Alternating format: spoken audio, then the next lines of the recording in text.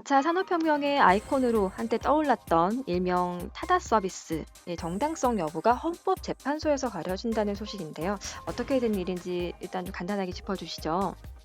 네, 타다 서비스는 공유경제 개념의 렌터카 서비스죠. 그런데 이 서비스가 기존의 택시 영업 범위를 침범하면서 사회적 갈등이 불거졌습니다. 이 타다 서비스는 스마트폰 애플리케이션으로 11인승 승합차의 운전기사까지 알선하는 콜택시 영업 방식인데 택시업계에서 이것은 여객 자동차법상 면허를 받지 않고 하는 위법행위다.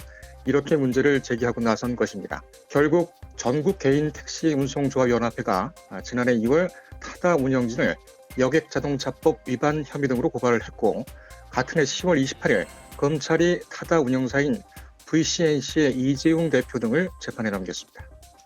예, 근데 직전 상황까지를 좀 보게 되면 법원에서는 이 타다 서비스가 합법이라고 판단했던 게 아닌가요? 예, 그렇습니다. 이제 서울중앙지법 형사 18단독 박상구 부장판사는 올해 2월 19일 타다 서비스는 초단기 승합차 임대차 계약이라고 판단했습니다. 예, 콜택시 영업이 아니라는 거죠. 네.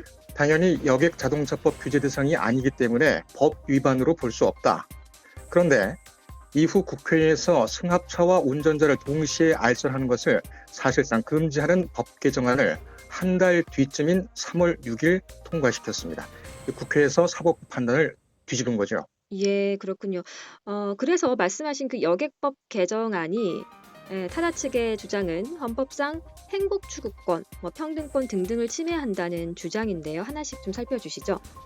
예, 우선 이 타다 운용사인 VCNC 측이 지난 1일 여객 자동차법 개정안은 위헌이라고 주장하면서 헌법재판소에 헌법소원 심판을 청구했습니다.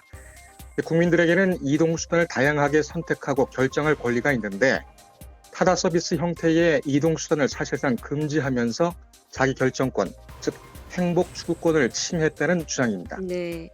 또 개정법이 타다 형태의 서비스를 대여 시간이 6시간 이상이거나 대여 또는 반납 장소가 공항 또는 항만인 경우로 한정했기 때문에 운전자를 알선받을 수 있는 권리를 이동 목적이나 시간, 장소에 따라 차별하고 있다면서 평등권을 침해했다고 주장하고 있습니다. 예. 그런데 타다 서비스가 사전에 정부에 충분히 의견을 조회한 다음에 개시된 것이고 막대한 자금이 투입된 사업이죠. 그렇다 보니까 국회가 이것을 갑자기 사실상 위법으로 정해버리니까 타다 측에서는 헌법상 신뢰 이익 보호익이 침해된 것이고 이 때문에 재산권과 기업활동의 자유를 침해받은 것으로 볼 수가 있겠죠. 헌법재판에서도 이 부분이 쟁점이 될 겁니다. 네, 행복 추구권, 평등권, 기업 활동의 자유, 재산권 등이 침해됐다라는 주장입니다. 자, 그런데 헌법 소원을 낸다는 게 이게 정확히 어떤 의미인가요? 예, 이 국가는 어떤 형태로든 헌법상 규정된 국민의 기본권을 침해해서는 안 되거든요. 예, 헌법 소원이라는 것은 국민이 국가의 행위에 대해서 다퉈볼 수 있는 마지막 방법입니다. 국가의 행위에는 국회를 비롯해서 모든 국가기관이 만든 법령도 포함됩니다. 네, 법령이 그 자체로 국민의 기본권을 직접 침해하면 헌법 소원 대상이 됩니다. 헌재가 심판 대상 법령을 판단해서 위헌으로 결정하면 그 법령은 효력이 없어집니다. 네, 이번 사건의 경우에는 타다 서비스가 살아날 수 있는 마지막 기회가 생기는 것이 되겠죠. 다만 헌법재판관 9명 중 6명 이상이 위헌이라고 판단해야 합니다. 과반수인 5대4 의견으로 위헌 판단이 났다고 하더라도 6명 이상이 아니면 합헌으로 결정됩니다. 예. 간단하게 법조계 반응도 좀 살펴볼까요? 예, 법조계 반응은 엇갈리고 있습니다. 우선 타다 측이 헌법 소원을 청구할 이유와 자격은 충분하다는 것은 이론이 없습니다. 예, 하지만 헌재가 타다 측 주장을 받아들일 것인지에 대해서는 의견이 분분한데요.